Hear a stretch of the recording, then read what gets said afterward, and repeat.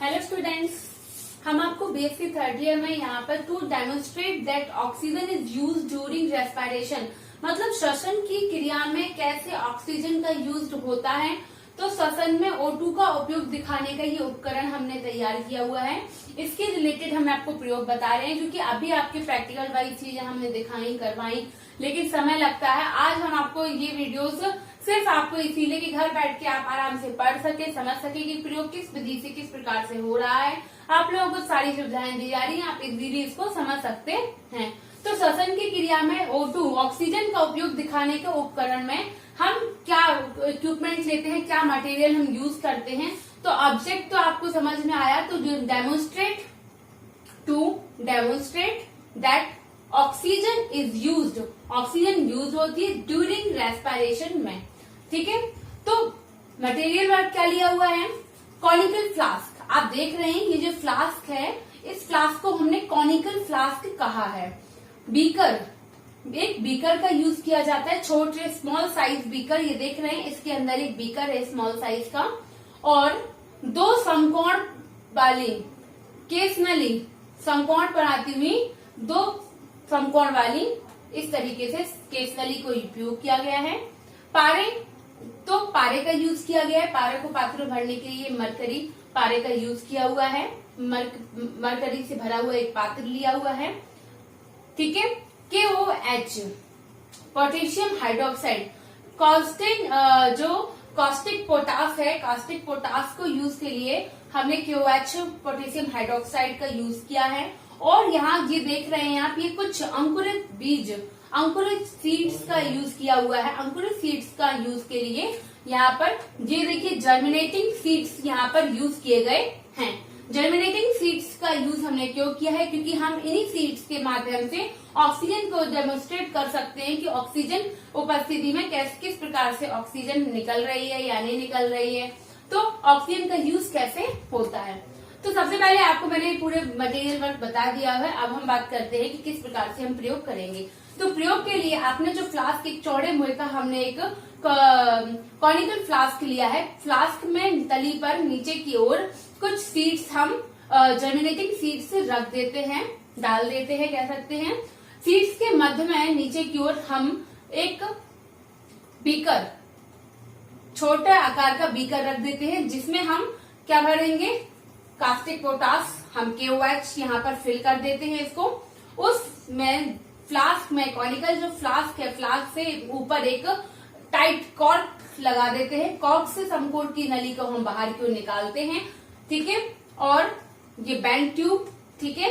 अब band tube का माध्यम हम नीचे की ओर यहाँ से एक मरकरी से कर देते हैं, जिसमें मरकरी का पात्र है बड़ा सा, उसमें हम इसका समकोण वाले केस नली का प्रयोग हम यहाँ पर कर देते हैं इसमें। ठीक है, अब जो ये नली ट्यूब लग चुकी है, अब हम क्या करते हैं, जैसे जैसे, क्योंकि जो है सीड्स है ये CO2 रिलीज करते हैं, ठीक है ना, ऑक्सीजन लेंगे, CO2 रिलीज करते हैं। CO2 जैसे जैसे ये रिलीज करते जाते हैं, वैसे ही यहाँ पर ऑक्सीजन का स्तर भी यूज होता जाएगा। और धीरे धीरे जब हम देखते हैं कि यहाँ पर पारा केस नली के ऊपर 15 सेंटीमीटर तक की ऊंचाई पर चढ़ जाता है। कितना, पारा केस नली के 15 सेंटीमीटर तक की ऊंचाई तक चढ़ जाता है। लेकिन एक समय ऐसा आता है, कुछ समय बाद पारा इतने ही स्टेज पर 15 सेंटीमीटर पर ही स्टॉप हो जाता है, क्योंकि यहाँ कुछ मात्रा में इस यहाँ पर वायु के साथ साथ क्या ऑक्सीजन CO2 के साथ साथ यहाँ जो रिलीज हो रही है O2 जितनी मात्रा में थी, तो उतनी ही समतुल्य CO2 यहाँ रिलीज की, और वो मात्रा समतुल्य होने के बाद वह स्थिर हो गई। तो पारे का स्तर भी नहीं बढ़ा। तो हम इससे डेमोन्स्ट्रेट कर सकते हैं, हम बता सकते हैं कि जब यहाँ पर, क्योंकि पोटेशियम हाइड्रोक्साइड है, ये भी क्या होता है, O2 को कंजर्व करता है। और यहाँ पर सीड्स जो अंकुरित हो रहे थे, ये जर्मिनेटेड सीड्स थे, ये क्या कर रहे हैं, CO2 को रिलीज कर रहे हैं, इसकी हेल्प से इसमें हो रहा है। लेकिन यहाँ पर O2 और CO2 का हम जो मेजरमेंट देख रहे हैं, ये समतुल्य होने के पश्चात जैसे जैसे CO2 यूज होती जाएगी, CO2 यहाँ पर रिलीज होती है, वह CO2 एक लिमिट तक रिलीज होती है, जिससे यहाँ का स्तर बढ़ता जाता है और यहाँ 15 सेंटीमीटर तक पहुंच जाता है। तो हाफ हम कह सकते हैं 1/5, मतलब इसका 1/5 भाग इससे हम भर जाता है, और दोनों के समतुल्य CO2 और O2 एक दूसरे के समतुल्य होने पर जितनी मात्रा में O2 थी वो सारी यूज होती, ऑक्सीजन यूज हो चुकी है, अब उसमें ऑक्सीजन नहीं है। अगर आपको ऑक्सीजन नहीं मिली तो CO2 कैसे रिलीज होगी? तो एक लिमिट तक वह ऑक्सीजन यूज करके CO2 उतनी ही रिलीज करेगा और पारा की मात्रा 15 सेमी तक ही स्थिर बनी रहेगी। लेकिन अब उसके पास यहाँ पर जो हम कह सकते हैं कॉनिकल फ्लास्क में O2 की मात्रा समाप्त हो चुकी है, O2 नहीं है, ऑक्सीजन नहीं है, तो वह CO2 भी रिलीज नहीं कर पा रहा है और जिससे कि इस पारे का स्तर भी नहीं बढ़ पाएगा। तो ये क्या हुआ, सीड्स में श्वसन की क्रिया में सीड्स को O2 चाहिए और O2 का उपयोग दिखाने का ये बहुत अच्छा उपकरण है, ये तैयार किया हुआ है, हमने डेमोन्स्ट्रेट करके आपको बताया हुआ है।